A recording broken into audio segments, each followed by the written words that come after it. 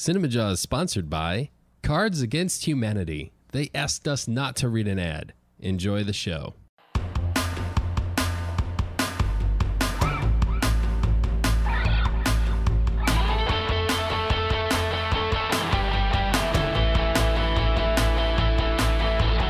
You're listening to Cinema Jaw, the greatest movies podcast ever, recorded on location at Cards Against Humanity in Chicago. My name is Matt Kay, and with me is Rye, the movie guy, and sitting behind the glass is Filmy and Phil. How's it going, guys? This week on Cinema Jaw, Matt, we talk about sex. It's about damn time, Ryan. Let's talk about sex. I was actually going to suggest we put that music in. I did too. Let's Phil? Come on. Let's talk about sex, baby. Let's talk about you and me. Let's talk about all the good things and the bad things that may be. Let's talk about sex. Let's talk about sex. Perfect. What a tune. Perfect. What a tune. It's a good one. Good stuff. It's amazing that we still go to that one song. Well, you got to talk about sex. Yeah, well, I guess there's the George Michael one, too. But we're going to keep it pretty mature here, Matt. Mm-hmm. We're covering our favorite sex movies, sexuality movies, not sex scenes. Okay, we're not going to get dirty here, Matt. I'm going to keep you clean here. Okay. We're doing this. We're going to be mature about this. We are. Okay. We're doing this in honor of a guest who is going to be joining us. Yes, Maria Finizzo returns for her third appearance, but it's been a while, so happy to have Maria back. Yes. She is the director of a new documentary entitled The Dilemma of Desire. How about that title? Yeah. I was excited. I've been following this one for a while since she sort of tipped her hand about this a while back. It was a few years back. The Jawheads that have been listening with us for a long time probably can recall. We had her on for a movie entitled In the Game, which was a documentary about a girls' soccer team. And in there, somehow, we just mentioned, what are you working on? And Maria just went, off on this amazing, The premise was premise of a movie. And we said, we got to have her back. And this time we got her in studio. excited too. about that. Besides that, we have even more going on. Do we not, Phil? Yeah, we sure do, right? We're going to be going eye for an eye on Tim Burton's new Dumbo this week. And we have reviews of Us and The Aftermath. Nice. Plus, since we're going eye for an eye on Dumbo, I thought this is a good time for you, Matt, to take Maria on in Tim Burton movie trivia. Ooh, that's actually a topic I know a bit about. Okay. Okay. Tim Burton movie trivia. Got it. Plus, did you see this headline on Rotten Tomatoes? Yeah.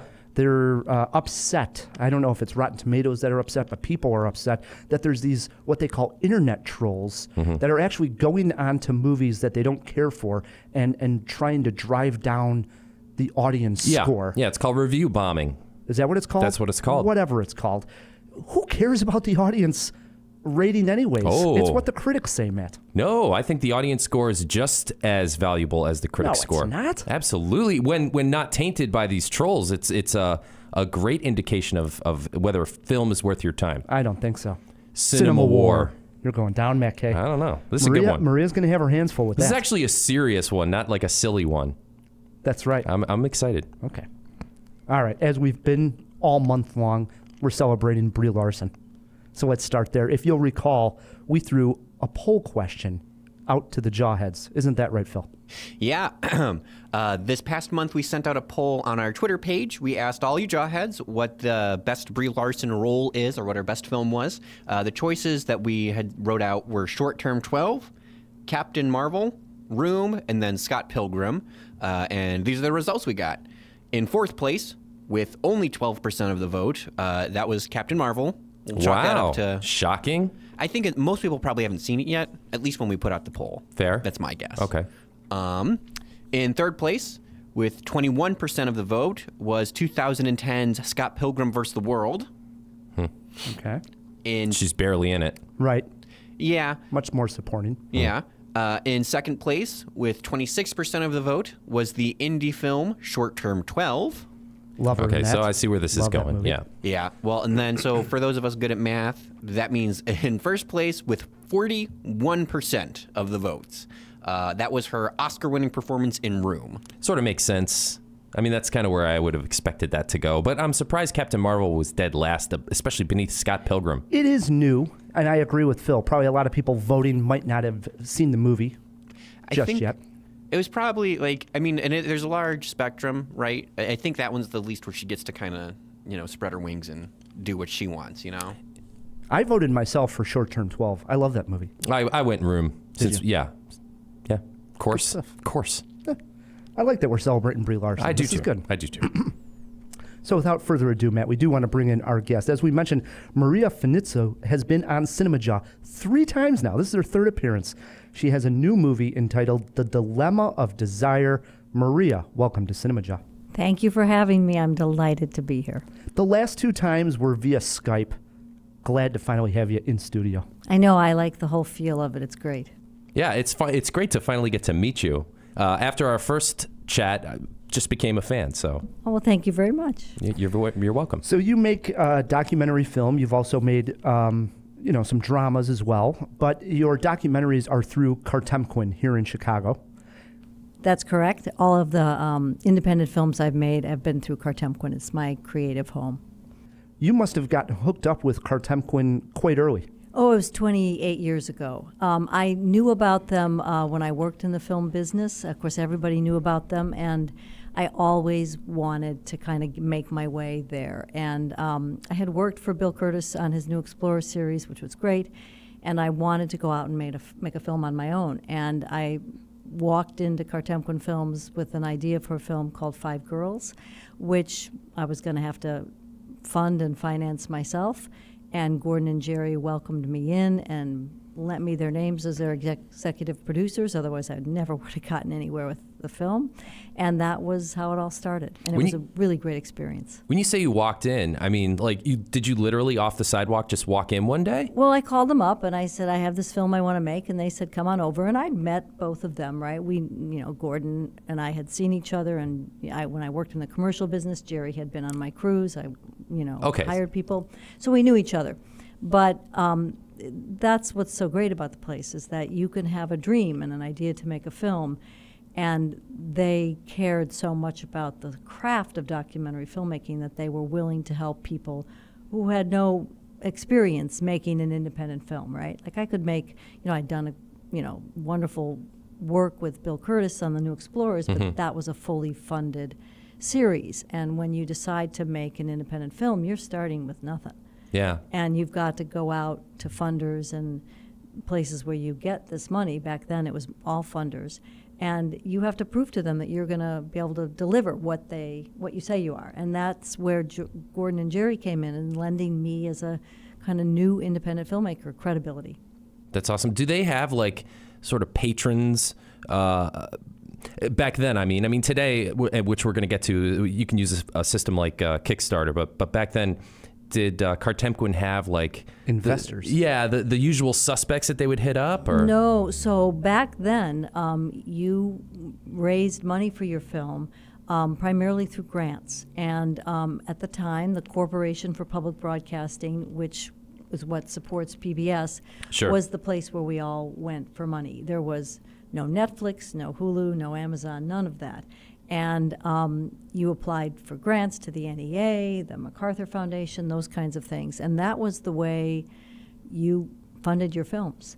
And so what was good about that is that for me, I could come in and write a proposal and say, I want to make this film about adolescent girls, and I'm going to follow them for 2 years and work with Gordon and Jerry on the proposal. And that took work, right? And then I could submit it to the Corporation for Public Broadcasting, and after some back and forth, they gave me money. They gave me $300,000. Wow, which is unheard of today. And that's great for a documentary. Oh, it gets you going. I mean, sure. like in a big way. And now there isn't that kind of money, and a lot of times filmmakers have to go out and shoot 20 minutes of their film and edit it together, and that takes a lot of money. Mm-hmm. And so that's the part about filmmaking which has not improved, is you have a lot of people putting that cost on their credit cards or taking out loans. And it starts... Really, that's surprising to hear with all the technology and all the platforms you mentioned, like Netflix and Hulu, who are just looking for content. They are, but you can't just, unless certain filmmakers can walk in the door, I would guess, idea. Right, with an idea, and then they'll fund it. But for instance, if you're a new filmmaker or whatever, even me, I could not have walked into Netflix with my current project and gotten funding. I had to go out and shoot and start working on it so that I could show people what it was. And that's after how many years making films. Yeah, right? a couple of Peabodys under your belt. Right, and so, that's not a good dynamic because it sort of certainly forces younger filmmakers, and it forces everybody in a situation where they immediately go in debt to get a film made. And then to crawl out of the hole of debt, you're constantly trying to catch up when you're funding your film. And that's how things have changed since I first, came to Kartemquin Films with 5 girls in my back pocket. you Wow. know. And your latest project, as I mentioned, The Dilemma of Desire. What a title. Well, thank you very much. I love it. You had the title early on. Right? I did. Well, I read back when we were talking, I'd read a book by a writer named Daniel Bergner, who's a journalist, and the book was, I'm trying to get it right, The Science of Female Sexual Desire, What Do Women Want? And I optioned the book and thought, I'm going to make this into a film. And I had the option for about a year and then decided to let the option go because I didn't want to follow the, sort of the way, the format of the book. But the whole upshot of the book was this.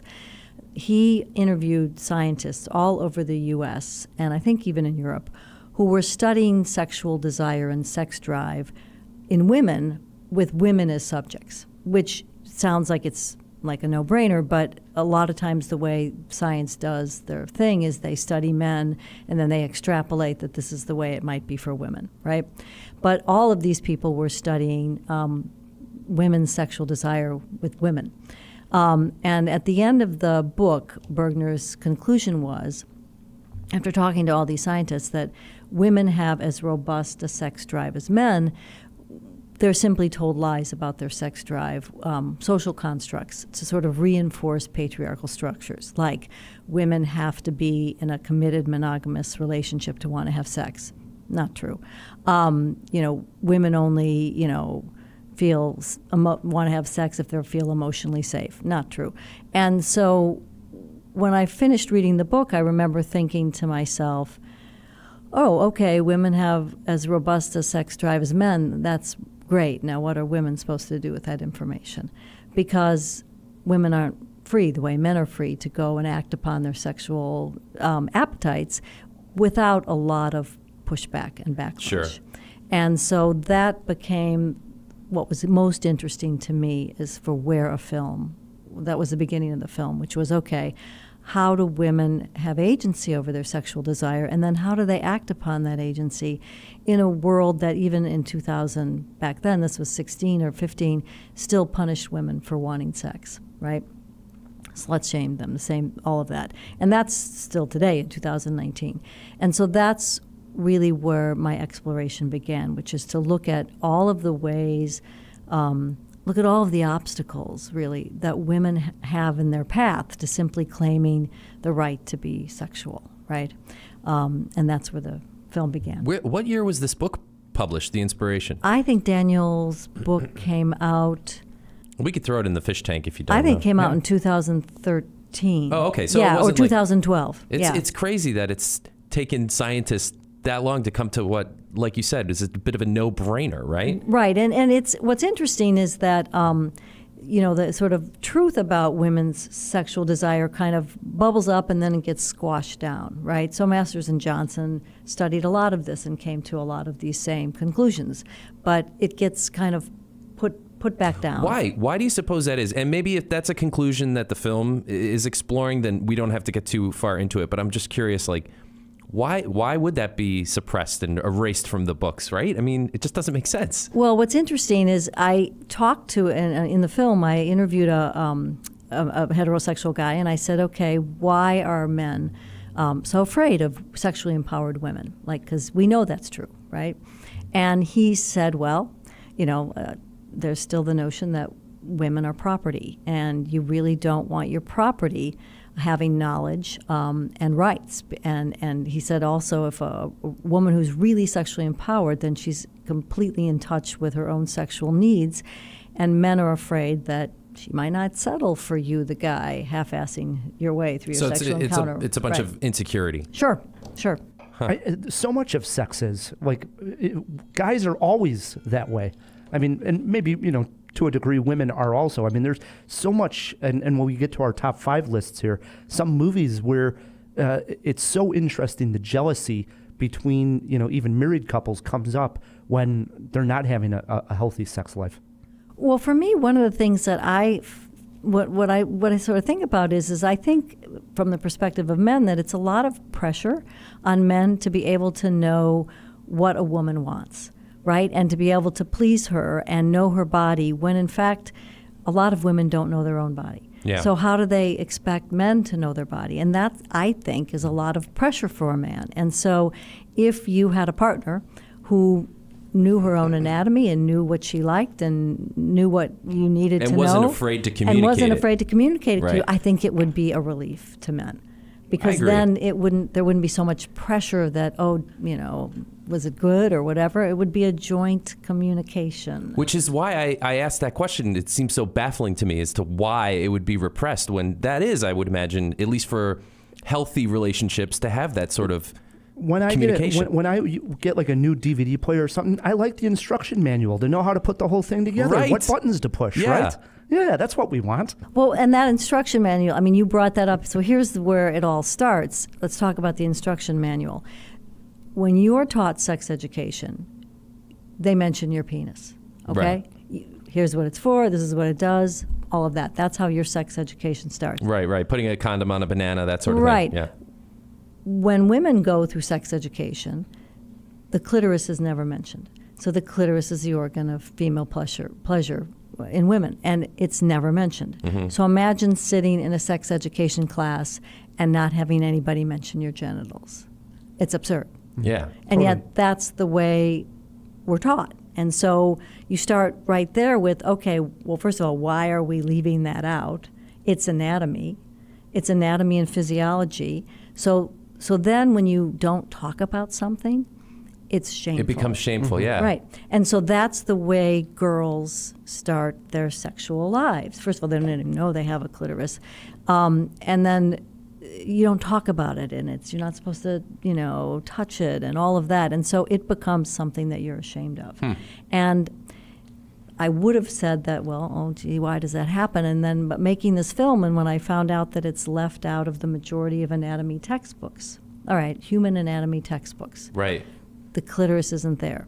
Grey's Anatomy we're talking about. Grey's Anatomy, wiped out of Grey's Anatomy in 1948. I don't think anybody noticed till the 1990s when at least the mention of the organ came back, clitoris, right?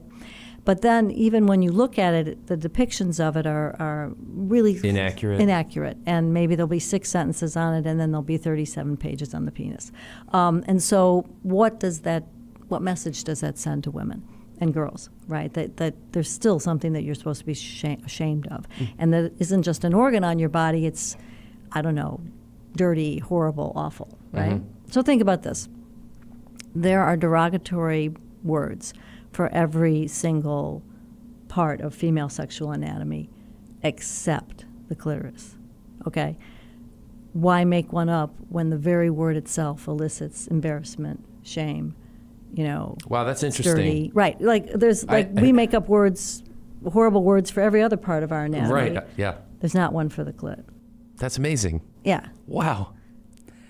I feel enlightened with this knowledge. It's a good one. Well, good. I'm glad. Now I got to come up with dirty words for the clit. Yeah, or whatever, right? But think about that. That is, yeah. Because nobody says the word. Mind blown. Seriously. Totally. Now, when you're making a movie such as this, and you're talking about how people can be, shameful about talking about sex and so forth, how do you get people to open up on film and feel comfortable discussing what their pleasures are, or what their desires are? Well, so what was really interesting about this is that the first thing we did when we started working on the film, I started working with an artist named Sophia Wallace, who is a main subject in the film. And she's a conceptual artist who has created a body of work called Cliteracy, the 100 Natural Laws. And so these are all the misconceptions that we're told about female anatomy, sex, all of that. So one of my favorite laws is the whole is not the whole. Okay, it's this huge wall of text. Right, a lot of play on words. A lot of play on words. And some of them are funny and some of them are really serious. democracy without cliteracy, fallacy, right? So that really tied into my whole belief in that this is all tied into women's equality, right? But anyway, what I was going to start to say is so I'd done some filming, and we wanted to bring together a group of women because I was going to look for 5 women to be subjects in the film, just sort of everyday women. And so we invited all kinds of women to come to a meeting, and we probably had 60 women at this meeting. And one of the things that struck me the most was how many times they said, "We are so happy to have an opportunity to talk about this. This never happens. We never talk about it. We never get together. This conversation never takes place." And that moment told me how that this was really a film that people wanted, right? Maybe it was going to make them uncomfortable, but that women wanted an opportunity to talk about it. And so when I chose the 5 women whose personal stories I was going to follow, it really wasn't a problem to get them to talk openly and honestly. And that part of the story, so the film wasn't just about sex and what you like to have happen. It's about all the ways that the lie that women are told, right? So first of all, it's the lie of omission. We're not going to tell you if this part on your body. And then the second lie is that you should be having an orgasm through intercourse, which, as most statistics will tell you, is almost impossible for most women, right? Why not tell them where their pleasure comes from, which is the clitoris? So if you look at that lie, then you look at all the ways that it ripples throughout the lives of women. So you're not taught about this part on your body because your voice isn't heard in so many other ways, right? You don't speak up in class. You don't feel entitled to ask your partner for pleasure. You're ashamed when you do decide you want sex. If you're a particularly religious person, like, forget it, you're on the way to hell. Oh, yeah. And so that's what we explore, which is all the ways that this silences women, right? So not only do they wipe the clitoris out of Grey's Anatomy, they wipe womanhood out of the text. One of Stacey Dutton says that. It's like a systematic repression. Right. And then women are walking around thinking there's something wrong with them. And men are thinking, oh, gee, I can't pleasure my partner, when nobody has the right tools to either talk about it or even be knowledgeable about it. That's why we need films like this. Right. And that's crazy. It's a win-win for everybody. It is. And so the film right now, to give the Jawheads an idea of where we're at in the process, it's complete, but we're looking at post-production, correct? So that brings us to the Kickstarter. The Kickstarter. So 98% of the film is all shot, and about 75% is edited. We have a lot more work to do on editing, but we're out of money. A very common thing for filmmakers. So one of the producers, Diane Kwan, and a team of incredible interns has organized a beautiful Kickstarter campaign. And really quick, we should mention Diane Kwan, who is also the producer of Minding the Gap. The Oscar-nominated Minding the Gap. Right. Right, who looked absolutely great in that dress at the Oscars. I can't get enough of her in that dress. Anyway, she organized this Kickstarter campaign, which is a lot like invading Iraq. You've really got to have your act together or it's not going to go well. And we launch March 22nd. And we have a number of great rewards for donating, depending on what level you donate at, including from Crave Innovations, a Vesper, which is a vibrator which doubles as a necklace. They're That's fabulous. Awesome. And also lots of beautiful artwork. So we really hope that we can just reach as many people as possible with this Kickstarter campaign. I mean, we have a goal of $40,000, but I would love to blow past that goal. Yeah. Yeah. So. Plus, we want to see Maria up on the Oscar stage with this film. I know, right? I'm getting too old to wear those nice dresses, so it's got to happen soon. I mean, Kartemquin is on a roll. We're as a on studio. a roll. We're on a roll. Sure. Absolutely. Hey, maybe it's your turn, Maria. I know. I'm ready for it. So we'll put a link to the Kickstarter in the show notes. Absolutely. Is that the best thing to do, Matt? Absolutely. And we'll tweet about it and put it on Facebook, all that good stuff. Yeah, so go to cinemajaw.com. We'll have definitely a link to it, and like Matt said, it'll be all over our social media, our Facebook. Donate. Get this movie across the finish line, and let's see Maria at the Oscars. This is my prediction. Yeah. Thank you very much. Yes. Now, Maria, we do like to end all of our guest interviews with a silly cinema cue. I don't know how silly Phil can be there. He's looks like he's sweating in the booth over there. All this sex talk has really got Phil. He looks blotchy. Hey, Phil just got a tattoo. Whoa. I know. It's scandalous. All right. Phil, do you have a silly cue for Maria? Yes, Maria. Well, I mean, it's not silly. Just say It's it, not Phil. gross It's okay. either. It's in honor of Brie Larson month, and it was just of the 4 roles that we had mentioned at the top of the show. I can rename them for you too. What do you think is Brie Larson's best performance? And they were Captain Marvel, Scott Pilgrim vs. the World, Short Term 12, and Room. So my favorite performance is Room. I think she did an amazing job in that film. Most of the film took place in a little tiny room with just one other person, and I thought it was a really beautiful performance. I agree. Yeah. Can't argue with that. Yeah, Ryan had us play a clip last week of Room, and it's amazing. Like, Devastating. yeah, just rewatching that one. Like, We didn't even 45 watch it. We just seconds. listened to it, and it's like, oh my God. It's It tough. was a tough clip Tough to play. listen, yeah. Yep. All right. Maria is sitting in on this entire job. I think we picked a pretty good guest to do our sex episode with. Me. Absolutely. Right? We Yeah. got an expert here. I like it. Brings us to a segment called Eye for an Eye. yep, this week on Eye for an Eye, Dumbo, a young elephant whose oversized ears enable him to fly.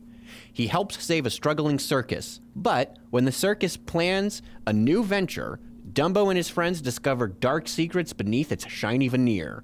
The film stars Colin Farrell, Danny DeVito, Eva Green, and Michael Keaton. This live-action remake is directed by Tim Burton. Rye, we throw it on over to you. I'm mixed on how I feel with these live action Disney remakes. Some have been really good.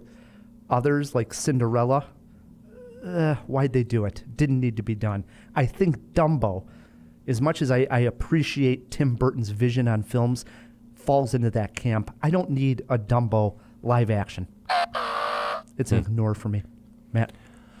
I would agree with you, except for Tim Burton. He piques my interest just enough, and man, I'm rooting for him to have a good movie because it's been a while. So interested. Maria?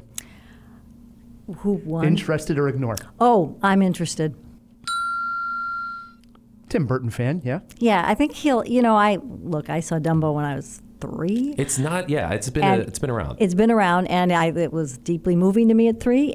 But I'm interested in what he would do with sort of a remake of it, and I like Tim Burton, so I'm going to see it. Phil, where do we fall on this one?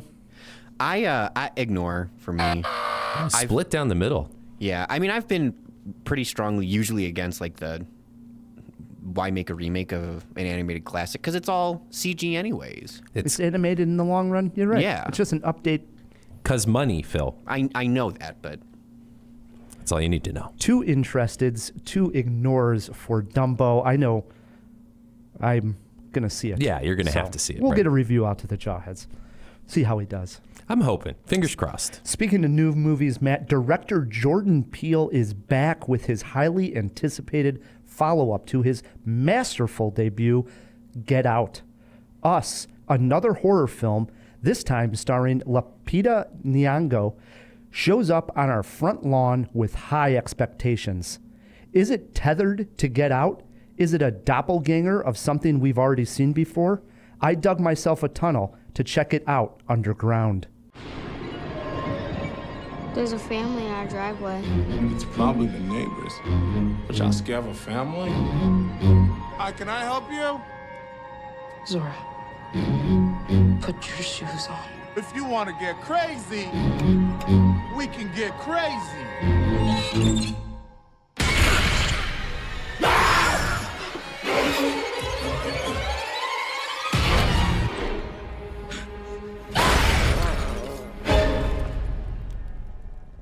The opening scenes of Us does an amazing job of setting the mood of the film.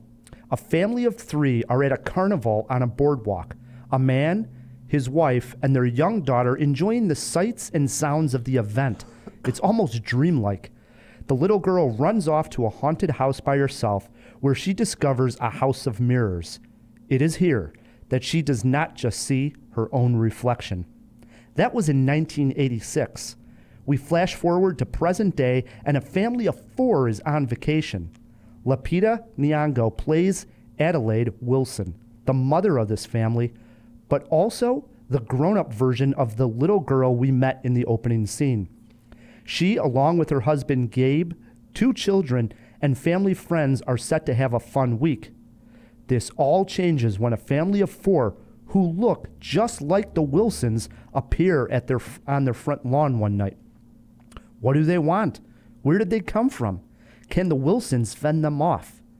This may sound like a basic premise, Matt, something we've seen maybe in The Strangers, but there is so much more going on here. Much like Get Out, Jordan Peele is concerned with the subtext just as much as he is with the scares. And once again, Peele is able to mix in some very humorous moments. This is a funny film. It's also scary. Jordan Peele plays close attention to detail, and it shows. A carefully constructed shot of Lupita talking into a picture window, allowing us to only see her faint reflection, small raindrops hitting an apple just before it begins to rain. You need these vivid images in order to draw the audience in, and I was drawn in. Eventually, we do get deeper into Peele's vision. The story goes somewhere unexpected, and it was a blast, Matt. You're going to love it. I can't say enough great things about Lupita Nyong'o's, who pulls double duty here as not only the mother trying to protect her family, but also the doppelganger leading the march to kill them. In fact, everyone plays 2 versions of themselves. Winston Duke, who plays the husband, supplies many of the film's lighter moments. And then there's Elizabeth Moss, may know her as Peggy Olson from Mad Men, who is on screen for a short period of time, but has 2 memorable scenes. One involves her crawling on the floor, and the other happens to be putting on lip gloss, ever so creepy. I don't think the subtext of Us comes across as perfectly as it did with Get Out, but Peele gives us a lot to unbox here. Us is fun. Us is smart. Us is scary. Us needs to be seen. Seen by us? Yes. My first question was going to be, is it as good as Get Out? That's what everyone wants to know. Everybody's going to compare, right? Yeah. And it's always tough because we've had a while to talk about Get Out. Now you can feel how Get Out's just become elevated already, and it's been 2 years, and the way we hold it in such high regard. But I remember right when it came out, you were saying best movie of the year. Right. I remember coming out of that and saying, you got to see this movie. I wouldn't say it's quite to that level. Okay. And I think that the scares are there, and the humor. I think he's got it all right again. The subtext, and I don't want to get too much into exactly what he's trying to say. That's part of the fun. That's part of the fun, and part of I could spoil some things if I got into that. I don't think he connects all the dots and has that through line as perfectly as it did with Get Out. I mean, Get Out, it just flowed like, butter. Yeah. Melted butter, just perfect. Well, and he didn't have those expectations to live up to with Get Out. Right, but the movie was the movie theater that I saw it at the screening. It had a certain buzz about it, an excitement, which I love. Screaming at the right time, silence at the right time, laughs. It was an experience, and I thought this is going to be big this weekend. And I hope everybody listening to this gets out and checks it out. Oh, that's good to hear, man. I was hoping this one would be good. How about a favorite scene? Favorite scene I got here was, I do want to mention this. It's not necessarily a favorite scene, but the movie opens, with a little bit of a passage with some text on screen. It says something along the lines, I didn't have time to write it all down in my little notebook, but something along the lines of, there's hundreds of tunnels all across the United States. Some were dug for subways, some were dug for mines, some were dug for reasons we don't know. And then it just sort of fades on that. And it starts to already put you in the place of where you're going to be, which was pretty cool. That's awesome. And then I really do love Lupita's doppelganger. And it's not giving too much away. I think people have seen it's right in the trailer, yeah. You know that there's these people that are basically the same but different. Her doppelganger has this moment where she is trying to explain where these people are coming from, what their ideas are, and her voice is she's speaking almost like she's out of breath, and it is just an amazing performance. It's so tense on screen. This was one of those where as she was talking, the entire theater was so silent. Oh. It was awesome. Dude, I can't Eerie. wait to see this. And anything that stood out as a bad scene? Nothing really. I tried to come up with something, and I thought, well, there's really nothing. Even the humor, I think maybe it tries a little too hard at the beginning with the humor, but overall it was needed. It was funny. So, Okay. nothing too bad. Influences? I did mention The Strangers Yeah. because of the home invasion. So you get that feel mixed with a little bit of Get Out, the master of Get Out. Like, he knows what he's doing, and he took this sort of home invasion and made it so much deeper and, a subtext there that isn't usually around these kind of horror films. Has he tapped into a new genre? Could. That's interesting. That's a good discussion. You got a movie poster quote? What could be scarier than us? Oh, how true, how true. What'd you learn? I learned that the Beach Boys song "Good Vibrations" can be used to chilling effect. Yeah, that's I just in the trailer they have some chilling pop music. 3.5, close to 4 Jaws. He's right up there again. This is a must see. That is great to hear, man.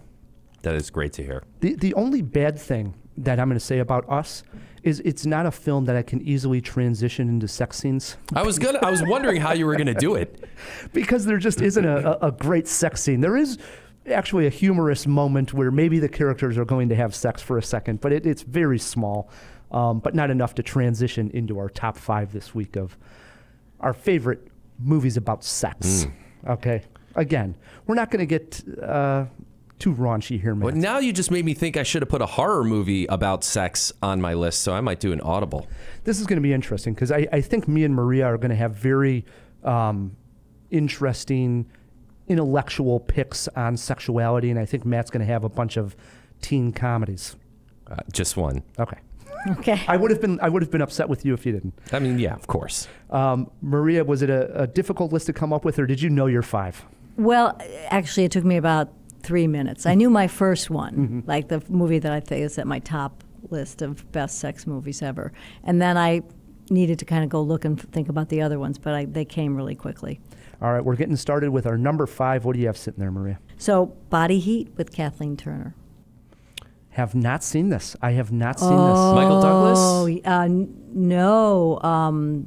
It's what's his name? It's her and this. Throw it in the fish tank.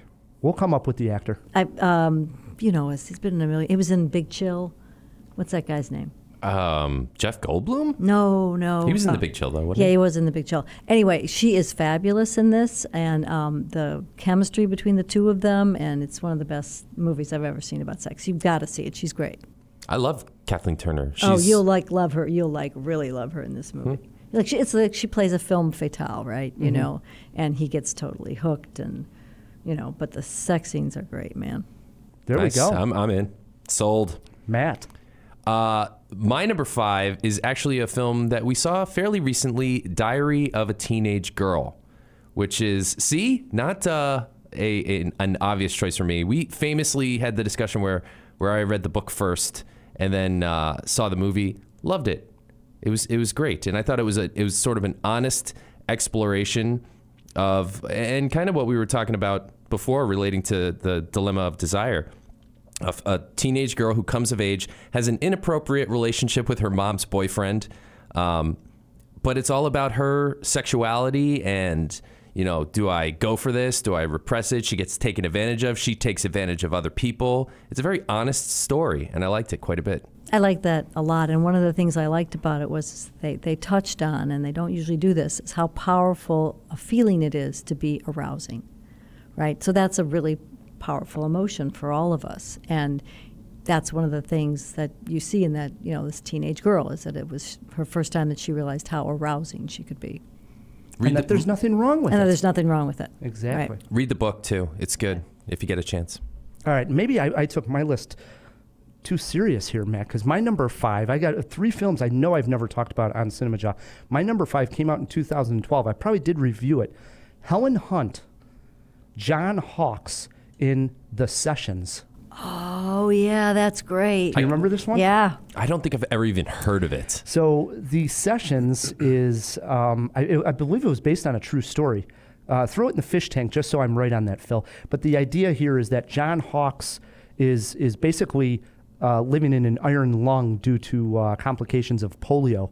And he is a virgin. He's an older guy, and he always wanted to have sex. And so what he does is he reaches out to a sex surrogate, is what they call it, and that's Helen Hunt. Helen Hunt has a husband, and she comes to meet this guy who's laid up in the bed and starts talking to him, and he just wants to have sex and have an orgasm and, you know, the touch of a woman before he dies and something happens. Of course, they end up starting to have feelings for themselves as well. But the movie, what's interesting, and I think why it's such a great sex topic, is that John Hawkes, he plays Mark O'Brien, is a very religious guy. So there's this whole question of, should you even have the desire to have sex when you're not married, you know, all that, because he's right by the book. So this idea that he's just going to get a sex surrogate to have sex with him just to feel what it's like to have sex, in a lot of people's minds, be it, you know, a group in society or a religion, think that's wrong for him. And the movie takes the stance of live life to the fullest. You know, this is a pleasure we should all enjoy. Yeah, I like that movie a lot, and I think the performances of both those actors, Helen Hunt and John Hawkes, were great. I thought he did an amazing job. And what I remember commenting too is I believe like Helen Hunt almost gets like fully naked, and she is completely naked, quite older. Yeah. It was a raw performance. Mm-hmm. Awesome. That's great. Yep, that was my number 5. The Sessions. Into our 4s, Maria. My 4th is Y Tu Mama Tambien, which I saw a long time ago, and I just loved the sort of like wild, crazy, young person sex. You know, it's just a great film. I just loved the energy of it. It's an honorable mention Baffled. for me. Yeah, you looked very happy with that pick. Yeah, it was an honorable mention. I was actually going to put it on my top 5. I also have not seen it in quite a long time. Yeah. But yeah, it is, you know, energy of 3 young people sort of discovering their sexual desires and all the fun that goes along with it. So it's like the foreign film version of Fast Times at Ridgemont High? Oh, it is a foreign film. It is a foreign film. It's a Mexican so that's what you're film. saying. Yeah. Oh, cool. But it has a better feel to it. It does. Right? It's not necessarily a school comedy like that. It's more of like a road trip and discovery film. Right. And sort of a mutually equal discovery, you know, rather than sometimes those films like Fast Times at Ridgemont High, they feel like everything is done at the expense of the girls, right? Like you've got to get her to go to second base or whatever, as opposed to being a willing participant. Oh, you're going to hate my next pick. Uh-oh. Speaking of movies like Fast Times at Ridgemont High and the teen sex comedy, I said I was going to have one. So I went ahead and picked the granddaddy of them all. I went with Porky's. I mean, I don't think you get... This is embarrassing. Really? I think it's an honest pick. I don't think you get an American Pie if you don't have Porky's to lay the archetype. And we can argue whether or not these films are constructive. I think they are. Maybe misguided at times, but at least they're trying, and they're funny and enjoyable and honest. And I like Porky's. I remember as a kid going into the video store, you know, with my parents, way before the age when I could rent a film like Porky's and seeing it. And it had this reputation of being like this naughty film that you could never watch. And it sort of burned itself into my subconscious, my imagination because of that. It's actually pretty tame if you watch the movie. But, you know, it has this reputation as the prototypical teen sex comedy. So it belongs on this list. It's been a long time since I've seen it. I know I saw it as a kid having an older brother, but Kim Cattrall, I can't even comment on it. Oh, was she in it? Yeah. Wow. Yeah. Yeah, I never saw the film. I'm not going to sit here and tell you it's worth a spin, but its place in the movie history pantheon is noteworthy. All right, my number 4 is the smallest film that I'm going to mention today. I maybe Maria's seen it, but I'm not sure. This one came out in 2007. It's an Argentinian film. It is entitled XXY. Oh, I have not seen that. Okay. I'm going to have to look it up. Yeah, XXY, and this is about a 15-year-old boy-girl named Alex who is an intersex person, born with both genitalias. And the parents lovingly just want to try to do what's best for their child. Child. And so what happens is the mother ends up inviting a surgeon, the surgeon's wife, and they have a young son. And they invite them to come over, and their hopes are that they'll be able to talk to Alex to be able to pick which way they want to go and so forth. What ends up happening, though, is that Alex and the young son of the surgeon end up having an affair. And that gets twisted. That's not even the way you would think they would have the affair. And the parents sort of catch them, and there's that embarrassing factor, you know. And it comes down to the whole thing that, I mean, they were born this way. There shouldn't be anything embarrassing about their sexuality one way or the other. And that's what the film really ends up dealing with the most, is that you shouldn't be embarrassed at all. Why are we embarrassed? Like you were saying earlier in the movie, it's just brought on by society to begin with. But I mean, if nature made you that way, you shouldn't be embarrassed by it. Great movie. It's a small one, but you can find it on those like smaller streaming, like Sundance Now or something like that.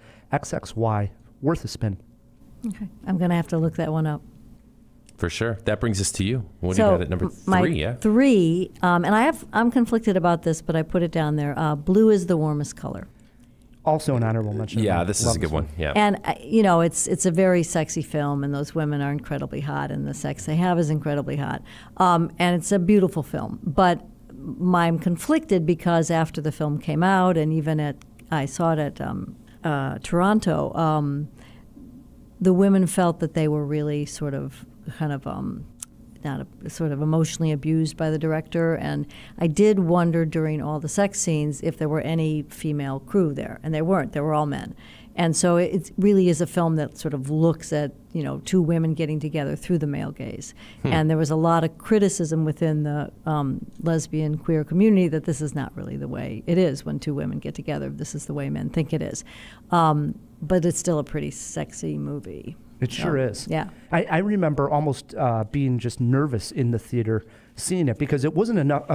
A big crowded audience would be one thing, but it was more like an audience where there was only about 20 people in the theater. And that sex scene goes on for quite a while. Forever. I mean, I'm talking 15 minutes maybe. Yeah. And it's very Throw explicit. It in the fish tank, how long it is. I bet you it's on there. And it's exactly. And then it gets to the point where like, this is almost creepy because I'm like 2 seats down from like a single guy here and almost puts you in that weird sense.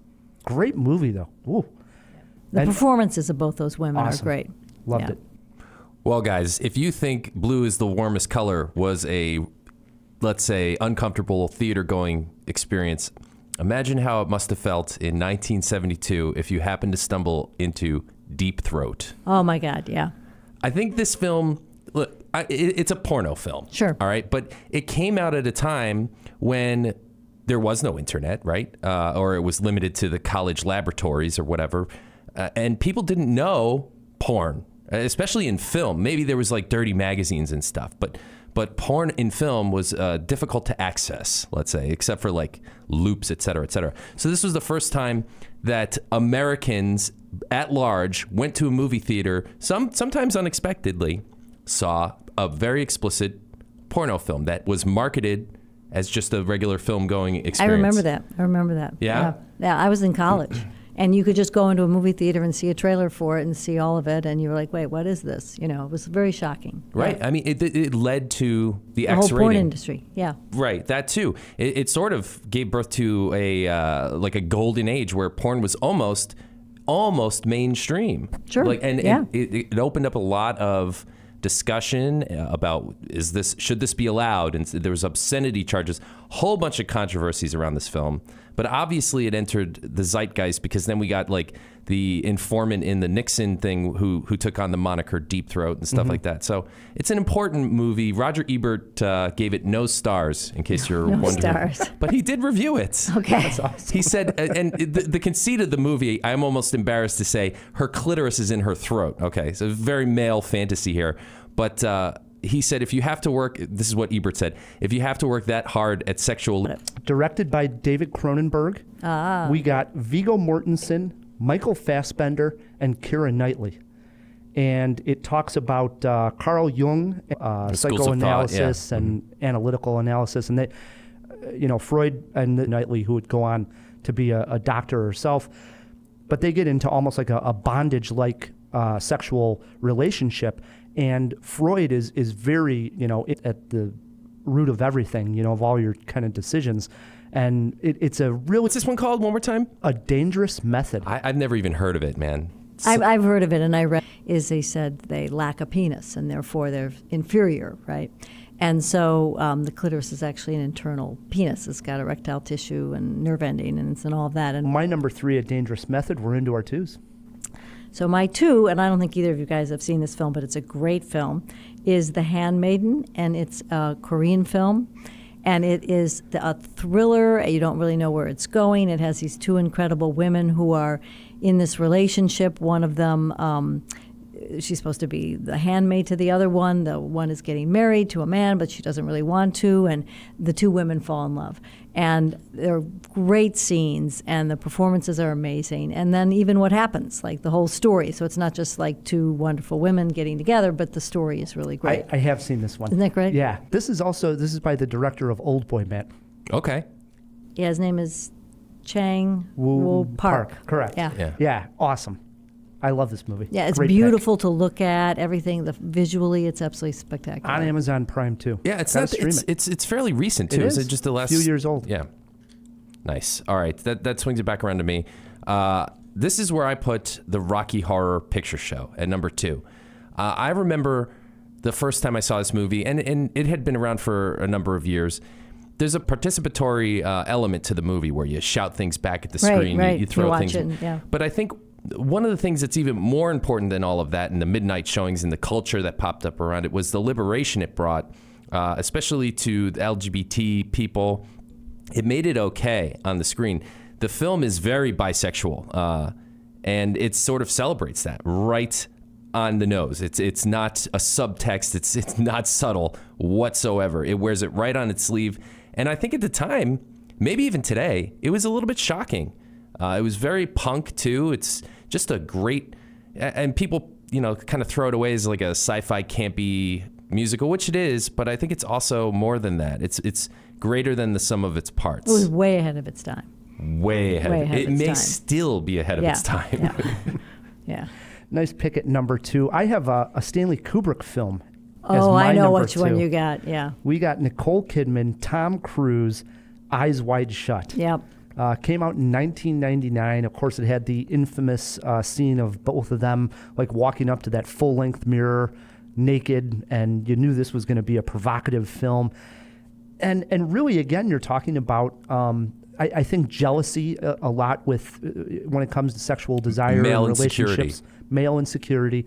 It opens up with Nicole Kidman early on in the film telling Tom Cruise that, in fact, she did have a dream in which she made love to this Navy guy or whatever, sailor, whatever he saw, And this just flips his lid. He just can't believe that women can have these desires. Oh, men can have these dreams and fantasies, but he can't believe that women would. And this basically sets him off on a 2-day bender of sex rage in a sense. He goes to this sex party with the... Yeah, that's a weird scene. Very weird scene. Yeah, very weird scene. And it's all driven from this fact that he just is insecure. It's Kubrick at his top of his game. This was Kubrick's swan song too, right? He died. He died actually, right after the film was finished.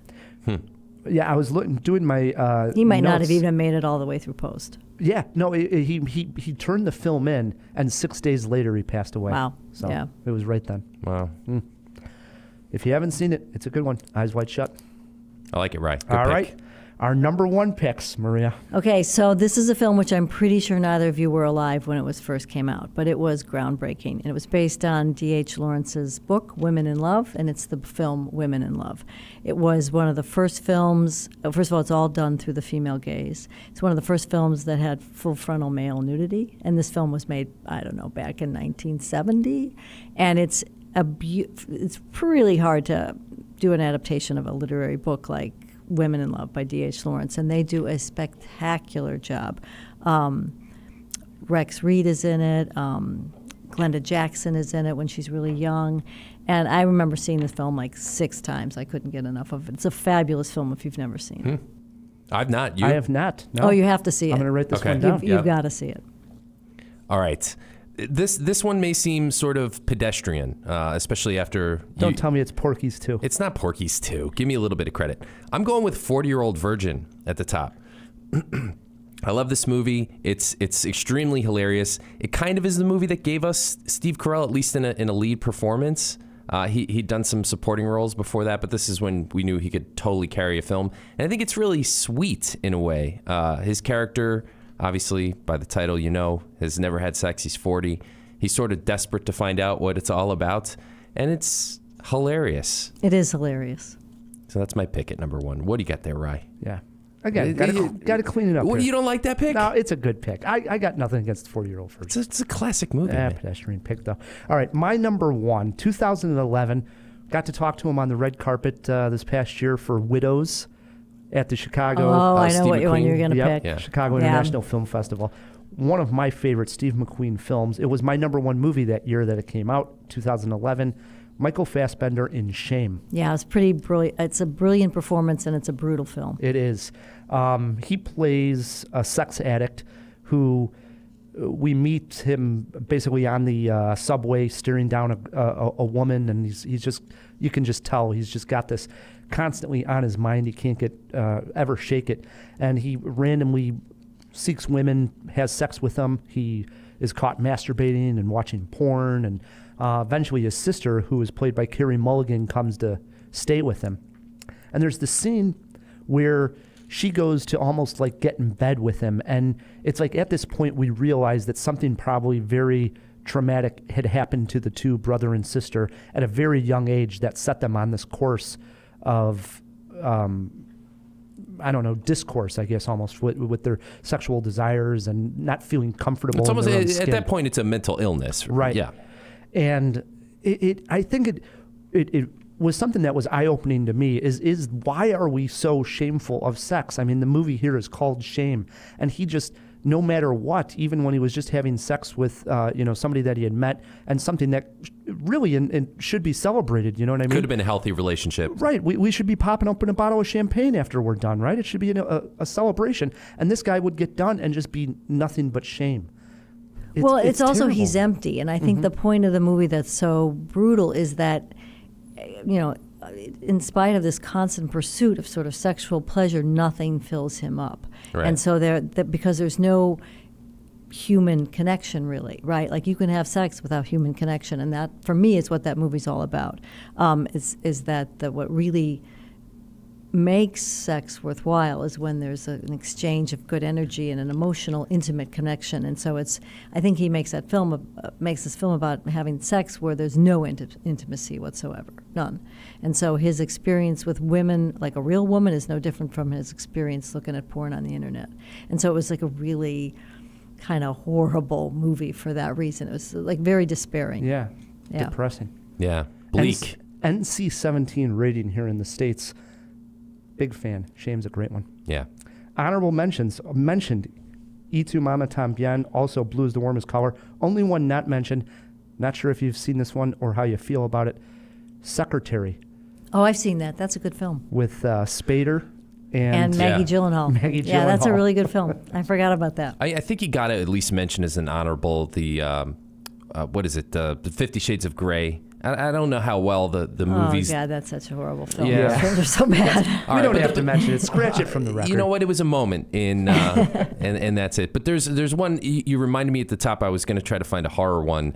There's this movie, it's a really freaky body horror movie called Society. I think I bring it up every once in a while, where I'm not going to get too much into it. It's very Cronenberg-esque because it's this body horror movie where they literally like melt into one another during an orgy scene.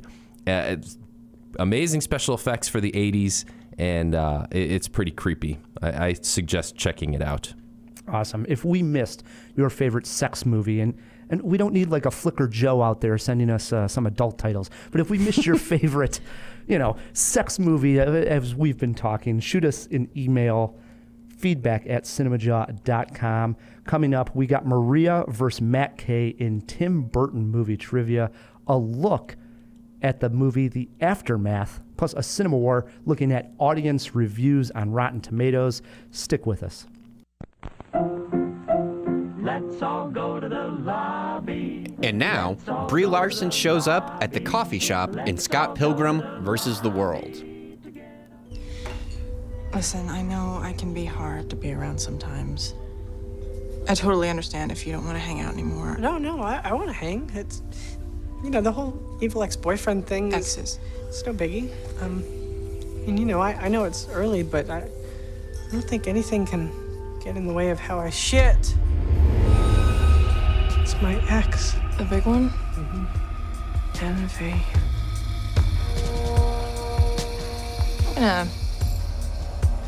Excuse me.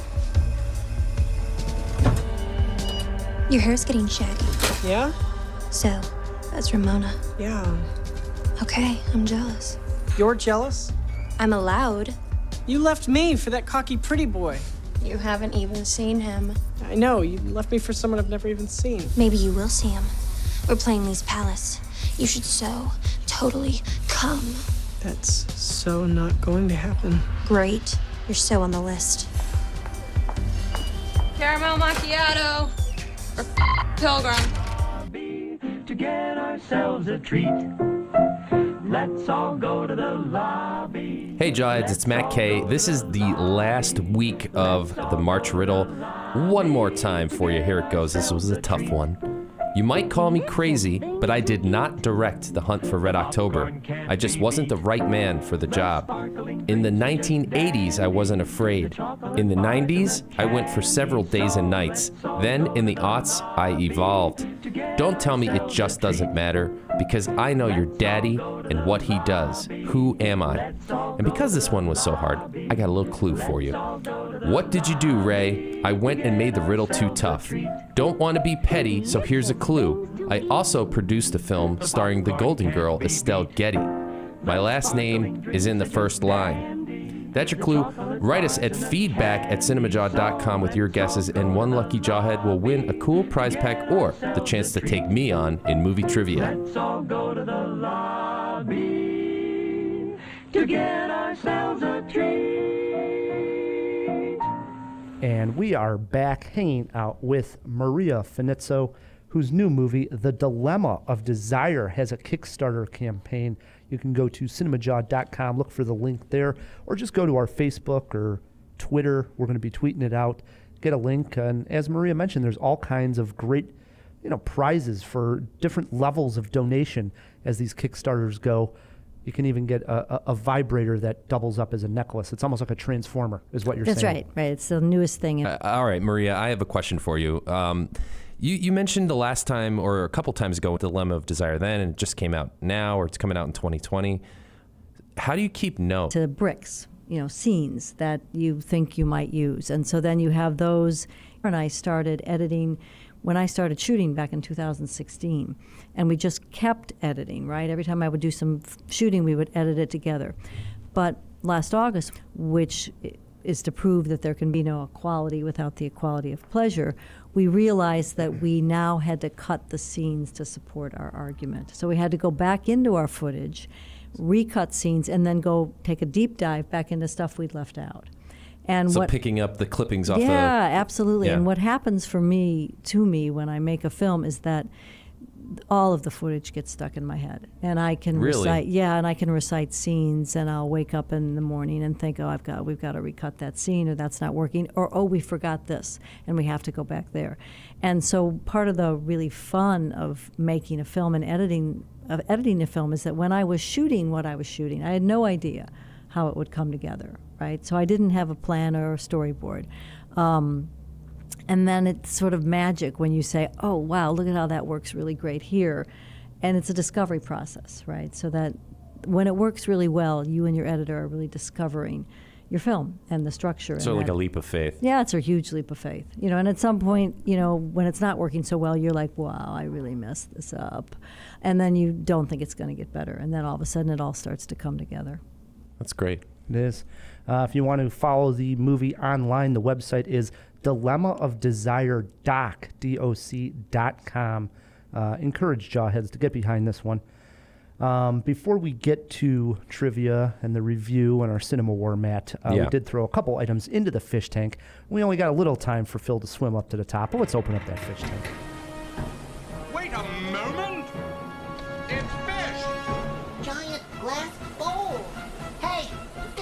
folk. Who's coming with me besides Flipper? Here. That's a Sicilian message.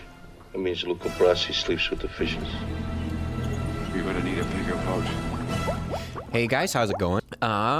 The one that Ryan threw in there for me was is the sessions based on a true story, and it is. Okay. So not only is it based on a true story, but it is also based off of the article that the real life Mark O'Brien wrote for Sun Magazine, which Nice. I would imagine you can probably find out there, but you might have to like pay 5 cents or whatever. And then the last one, how long was the sex scene in Blue is the Warmest Color? So that sex scene is exactly 7 minutes and 35 seconds.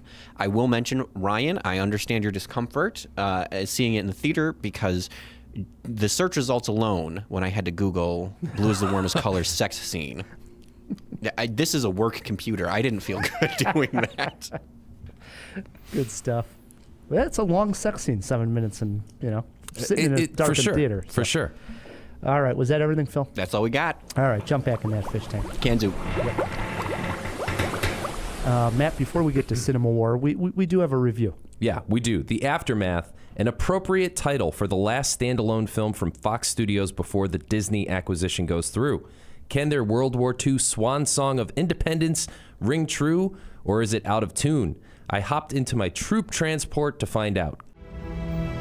Hey, Lubitz. Colonel Morgan, please come inside. This is my wife.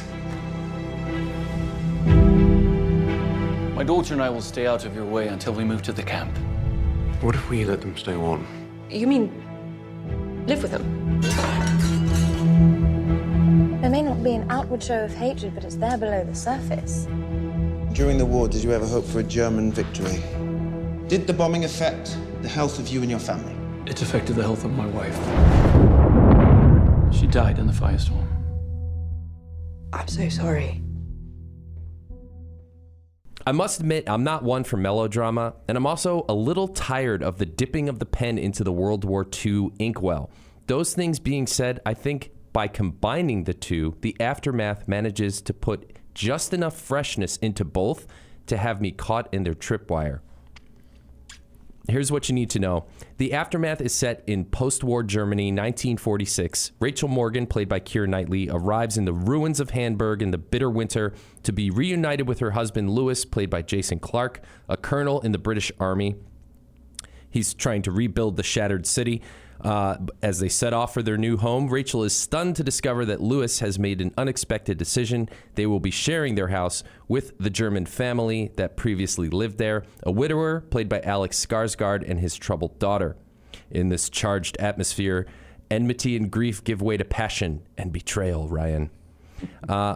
If that setup seems pretty obvious, it's because it is. We can tell where this is going to go almost right away.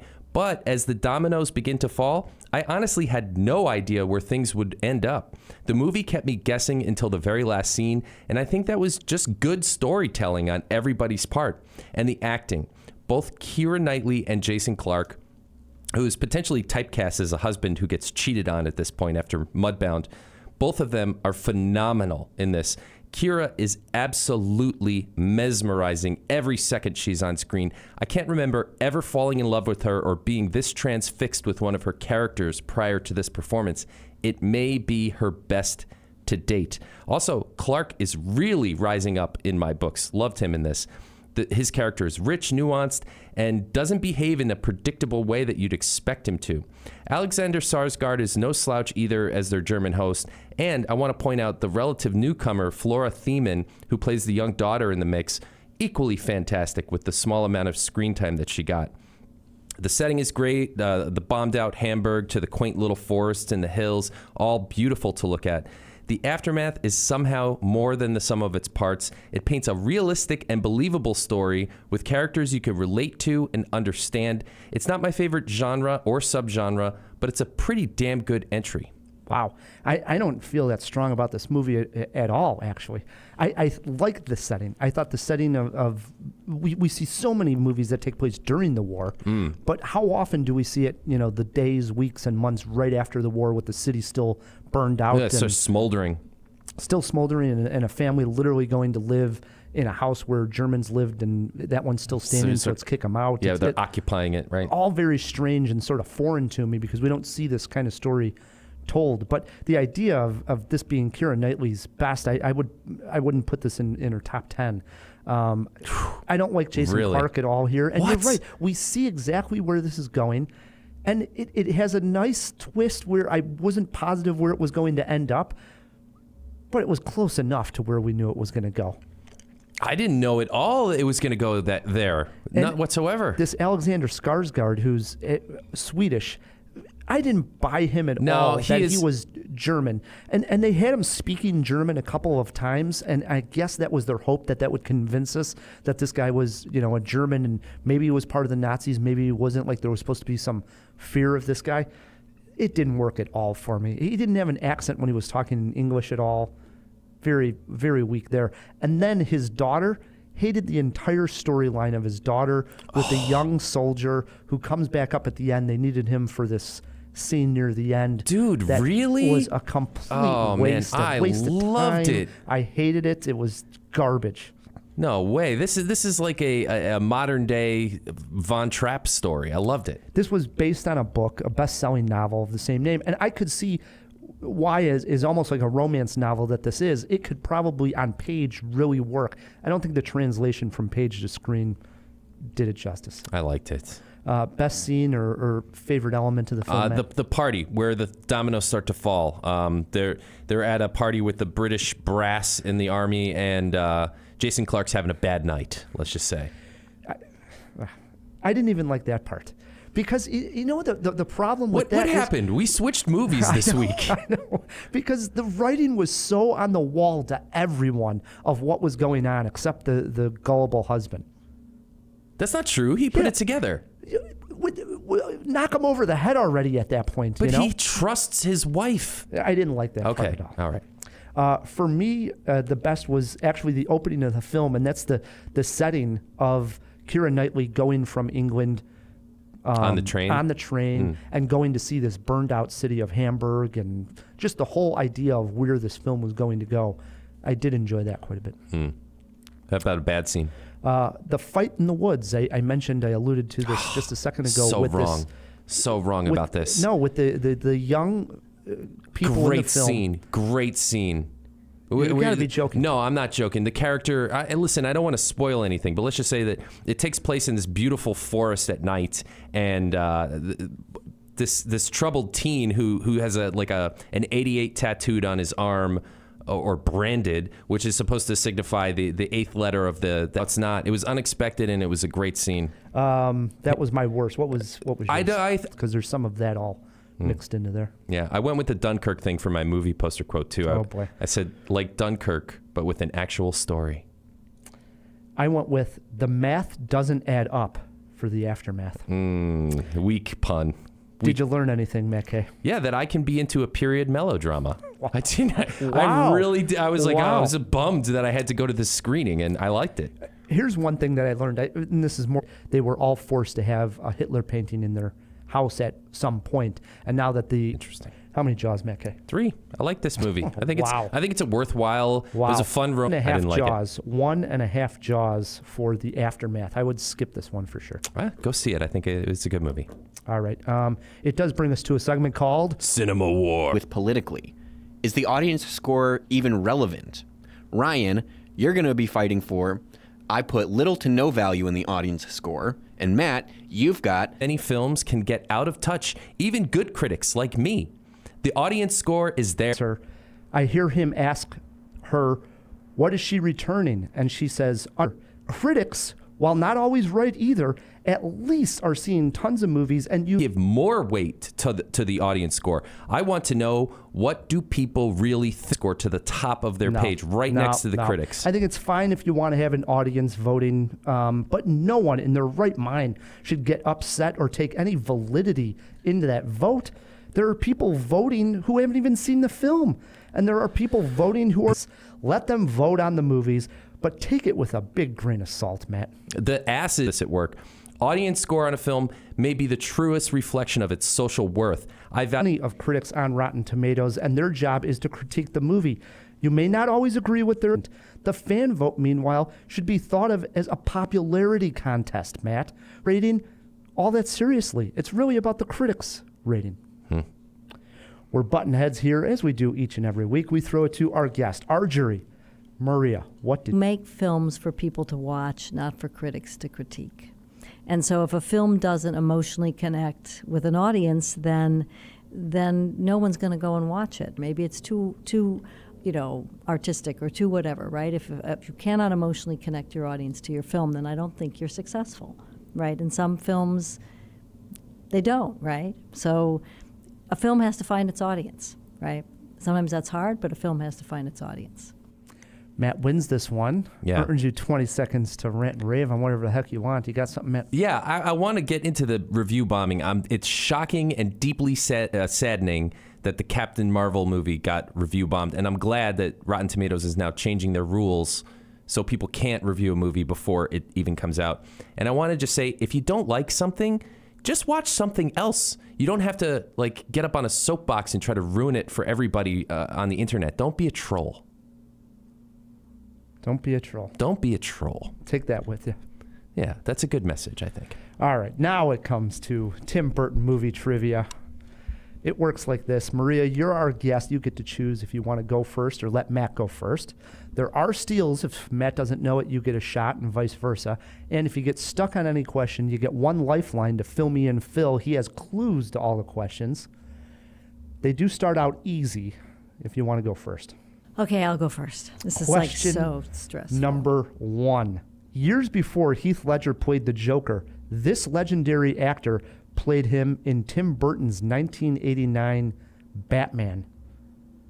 Name him. Who played the Joker in Batman 1989? Jack Nicholson? I didn't even have to cheat. Wow, okay. 1-0, Maria. Question 2 over to Matt K. Matt, in 1990's Edward Scissorhands, Johnny Depp fell in love with this actress. Name her. Winona Ryder. Got the easy ones out of the way. Okay. 1-1. Here we go. Okay. Question 3, back over to Maria. Tim Burton has directed one live-action musical. It came out in 2007. Name it. Was it the, oh God, the one about the butcher who cuts everybody up? What's it called? 2007 it came out. Oh, I should know. She's this. on top of it here. Oh my God, what is it called? It's not coming. Oh God, what's it called? It's not coming to my mind. You know it. I do, yeah. He's not a butcher. But they cut everybody up Yeah. and eat them. Yeah. His name may be Todd. Oh, Sweeney Todd. There we go. Sweeney Todd. There Thank we you. go. 2-1, Maria. Question 4, back over to Matt K. We all know Johnny Depp played Ed Wood. Mm-hmm. All right. But what actor played Bela Lugosi in the 1994 film Ed Wood? Wow, that is a great question. I have no idea. I know it. Do you? Yeah. Oh, man. Who played Bela Lugosi in Tim Burton's Ed Wood, 1994? Paul Giamatti. He'd be good as Lugosi, right? Incorrect. Maria, you can take the lead here. You're already winning 2-1. Okay. I think it was Vincent Price. Oh, no. I was so sure. Martin Landau. Oh, he looks like Vincent Price. He kind of does. He does. Yeah. Martin Landau. Price was in Edward Scissorhands. Okay, that's where I got Yeah. it. Yeah. All right. It's still 2-1, Maria. Question 5 is over to her. Maria, it has been 3 years, actually, since Tim Burton directed a movie. His last directed film was based on a novel by Ransom Riggs. Kids with Strange Powers Living Together. Name the movie. Miss Peregrine's Home for Peculiar Children. Well done. Yes, I absolutely. haven't read the book. Have you? No, I haven't either. I did see the movie. It was only okay. Yeah. 3-1, Maria. Commanding lead here. Question 6 over to Matt K. Matt, All right. with Dumbo, Uh-huh. Danny DeVito will now have appeared in 3 Tim Burton films. The other 2 were Batman Returns and this 2003 film? Wow. 2003. Of course, he was the Penguin in Batman Returns. Yeah. He's going to be in Dumbo, and he was in this 2003 Tim Burton I'm trying to movie. think of what he did in 2003. Dark Shadows was way after that. Sweeney Todd was after that. Do have a lifeline if you need it. Yeah. Let me jump into the fish tank. Into the fish tank we go. Phil, what was the name of that Tim Burton, Danny DeVito 2003 film? Alrighty, Matt. Your clue this week: Jaws technically is one. Moby Dick, I guess, is a mammal. And don't even get me started on the Meg. Big Fish. Big Fish. Wow. Good clue, Phil. That is. Yeah, 3-2. He's crawling back into it. Question 7, over to Maria. Tim Burton made Planet of the Apes in 2001.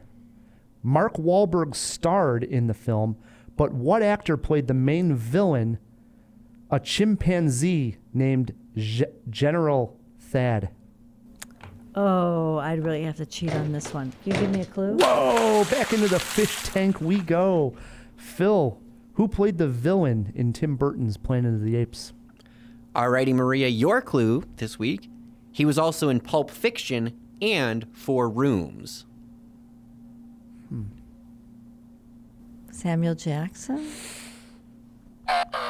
No. Matt, any guess? I think the real answer is Tim Burton was the villain in Tim Burton's Planet of the Apes.